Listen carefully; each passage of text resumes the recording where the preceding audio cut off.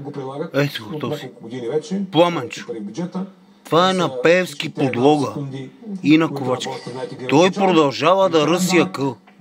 Абе, тебе един телефон, като извънне Пеевски и ти се наакваш, бе.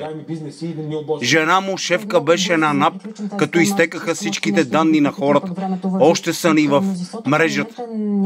Този продължава да дава акъл. Бе, ти си подлога на Пеевски и на Ковачки, бе.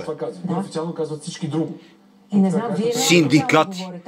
Този бил синдикалист. С бритончето, поглед. Въпросът е финансовият министр и тези, които пишат бюджета, какво мислят и какво ще направят. Акъл да акъл. Казвате, че не знаете неофициално. Бе, ти си пионка, бе. Ще отрежи пенсии и заплати. Ако направи това, ще бъде огромна грешка, не само заради социалното изменение, а заради растежа. Всички знаем, че 75% от растежа, хубаво или лошо, защото и това не го харесват някои икономисти, идва от потреблението. И то най-вече от...